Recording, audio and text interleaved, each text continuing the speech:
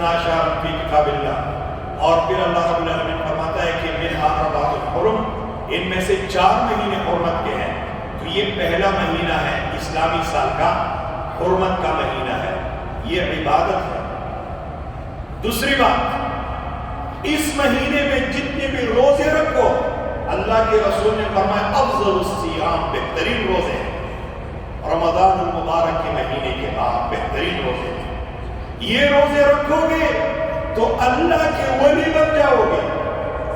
وما تقرب الی عبدی بشیء، اللہ سبحانہ و تعالیٰ فرماتا ہے کہ میرا بندہ میرے فرائض کے ذریعے میرا قرب حاصل کرتا ہے، اور پھر جب وہ نوافل کا راستہ اختیار کرتا ہے تو اللہ فرماتا ہے حتی احبہ، میں اس سے محبت کرتا ہوں. اللہ کے ولی بن جاؤ گے. ہاں تیرے وہ کام کریں گے جو اللہ چاہے گا، آنکھیں تیرے وہ کچھ دیکھیں گی جو اللہ چاہے گا، زبان تیرا وہ کچھ بولے گی جو اللہ چاہے گا، پیر تیرے مسجد کی طرف زیارت چلتے رہیں گے، اللہ چاہتا ہے. وَإِنْ سَأَلَنِي لَأُعْطِيَنَّهُ، پھر اللہ رب العالمین تمہیں مجیب الدعوات بنا دے گا. مانگو گے اللہ رب العالمین سے، اللہ دے گا. کسی چیز سے پناہ مانگو گے، اللہ اپنی پناہ میں رکھے گا. یہ روزہ، یہ اس مہینے کے روزے بہترین روزے ہیں رمضان کے بعد. یہ 3 کام ہیں. ایک کام وہ تو گزر گیا ہے، کون سا؟ عاشورے کا روزہ، اس کے دن تو گزر گئے. ان 3 کاموں کے علاوہ جو کچھ بھی لوگ کرتے ہیں بدعات ہے، خرافات ہے، شرکیات ہے. اپنے آپ کو مارنا یہ حرام ہے. اللہ کے رسول صلی اللہ علیہ وسلم کا فرمان ہے، بخاری اور مسلم کی حدیث ہے. عبداللہ بن مسعود رضی اللہ عنہ راوی ہے، حبر هذه الامه من لطم الخدود وشق الجیوب ودعا بدعوى الجاہلیہ، جو اپنے رخسار پیٹے، اپنے چہرے کو مارے، اپنی گریبان کو چاک کرے اور جاہلیت کی پکارے. اللہ کے رسول نے فرمایا لیس منا، وہ ہم میں سے نہیں ہے. والحمدللہ سبحانہ وتعالی، جو کچھ ابو بکر رضی اللہ عنہ کے بارے میں دلوں میں رکھتے ہیں، اللہ نے ان سے امت محمدیہ کی حیثیت چھین لی ہے. شکر ادا کرو کہ ابو بکر کے دشمن لیس منا، عمر کے دشمن لیس منا، عثمان کے دشمن لیس منا، علی رضی اللہ عنہ کی تعلیمات کے سراسر مخالفین لیس منا، اہل بیت کے محبت کے دعوے کرنے والے اور محبت کے دعووں کے باوجود دور رہنے والے محبت کے وہ تقاضوں سے لیس منا، لیس منا من شق الجیوب، لیس منا من لطم الخدود وشق الجیوب ودعا بدعوى الجاہلیہ. آپ لوگوں کو معلوم ہے کچھ لوگ کرتے کہ نہیں، گانے کپڑے پہن کر اصحاب رسول کو گالیاں دیتے ہیں، لوگوں کو شربت پلاتے ہیں. نہ کہ عاشورے کے روزے کے بارے میں اللہ کے رسول کا فرمان ہے کہ 1 سال کے گناہوں کے لیے کفارہ بن جاتا ہے. 1 سال کے گناہوں کے لیے کفارہ بن جاتا ہے. لیکن کیا کرتے ہیں، وہ لوگوں کو شربت پلاتے ہیں، خود بھی اللہ کے بندگی سے دور ہے.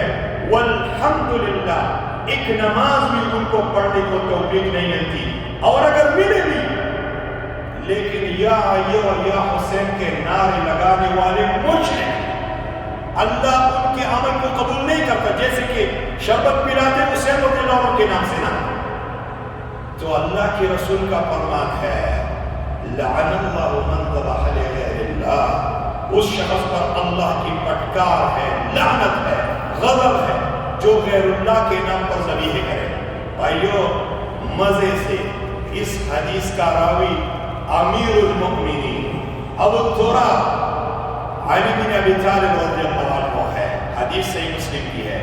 تو جو لوگ شربت پلائے حسین رضی اللہ عنہ کے نام پر، ان کا بھی یہی حکم ہے. اہل بیت کے بہت سارے اقوال ہیں. مثال کے طور پر علی رضی اللہ عنہ کی قبر معلوم نہیں ہے، 3 خلفاء کے قبر معلوم ہے، 2 آبائیوں کو بخوبی معلوم ہے. وہ شیخین ہیں، ابو بکر ہے، عمر ہے، دونوں اللہ کے رسول صلی اللہ علیہ وسلم کے ساتھ ہیں. اور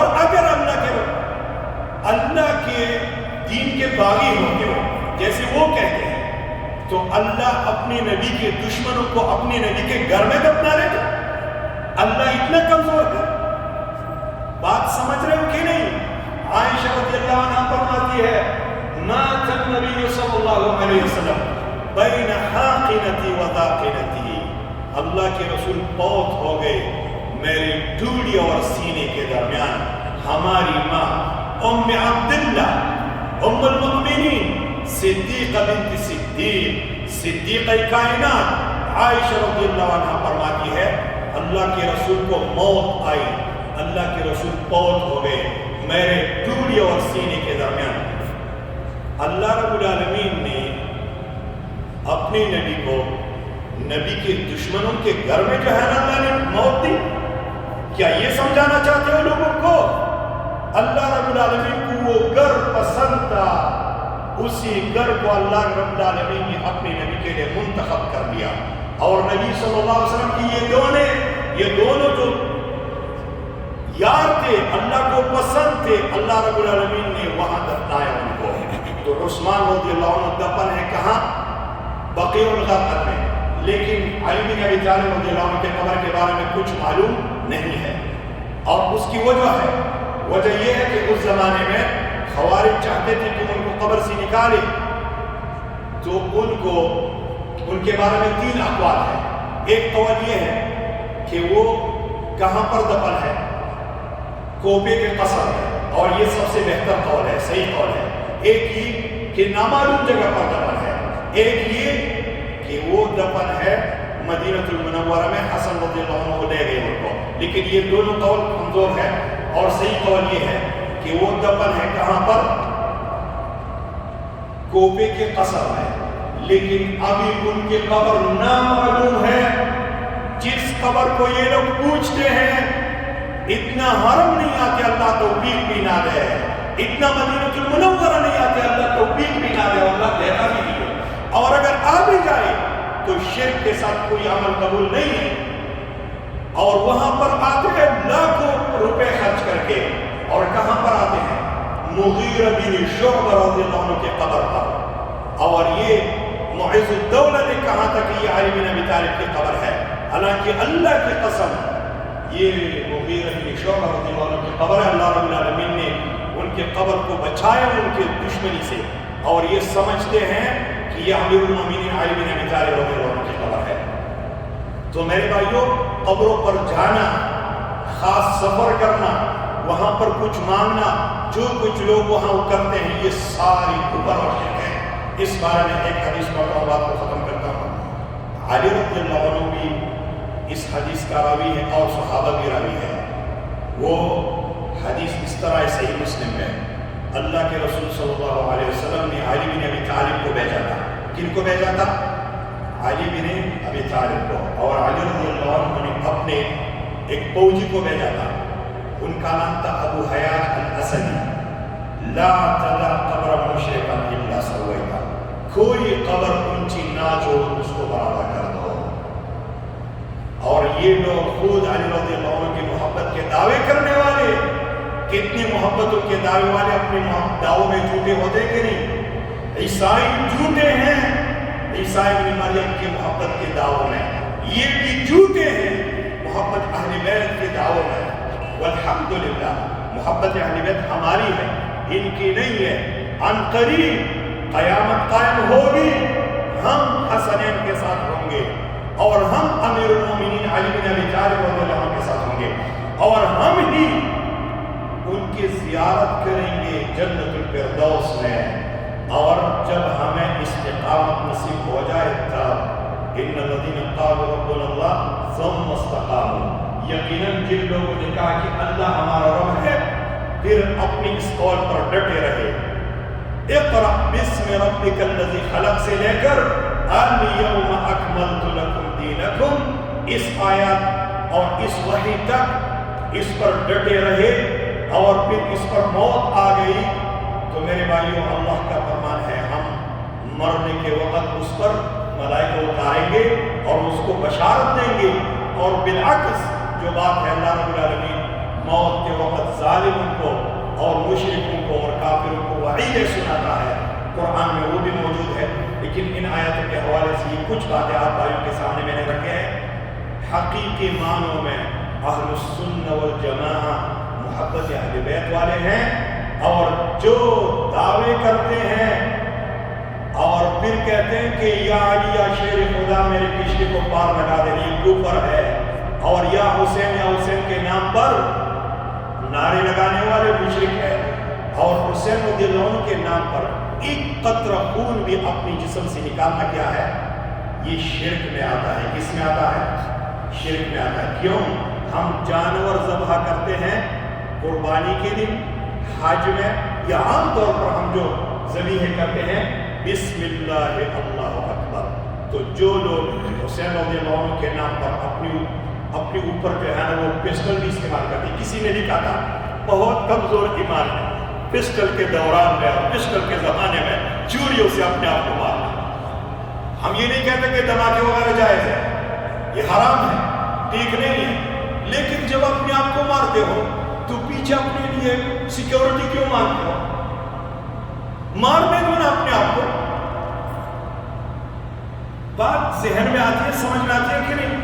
بھائی تم تو حسین رضی اللہ عنہ کہہ رہے اپنے آپ کو مارتے ہو نا، تو کوئی دھماکے والا ہے اور تمہارے درمیان اپنے آپ کو پھوڑنے والا ہے، تو نہیں مانگو سیکیورٹی، تاکہ جا کر حسین رضی اللہ عنہ سے ملو اور پتہ چلے گا قیامت کے دن فَسَوْفَ تَرَىٰ إِذَا انْكَشَفَ الْغُبَارُ أَفَرَسٌ تَحْتَ رِجْلِكَ أَوْ أَمْ حِمَارٌ، کہتا ہے کہ جب دھول بیٹھ جائے تمہیں پتہ چلے گا کہ تم گھوڑے پر سوار تھے یا گدھے پر سوار تھے، قیامت قائم ہو جائے۔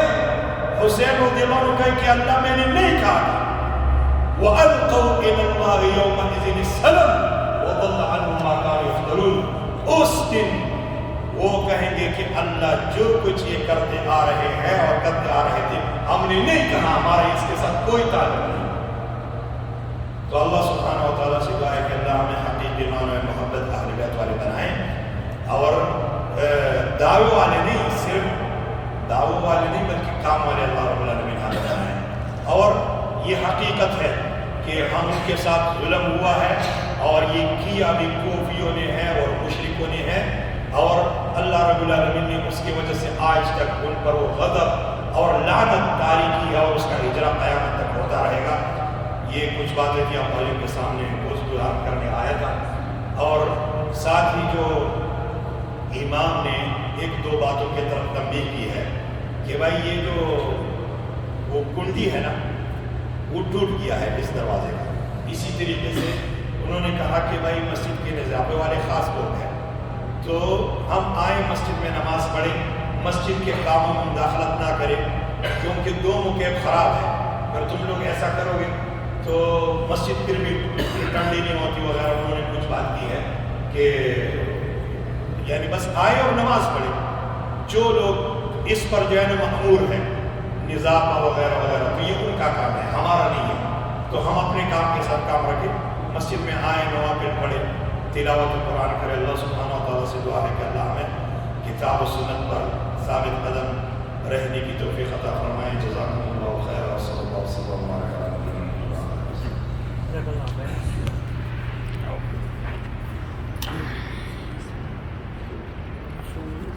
بس ہو گیا۔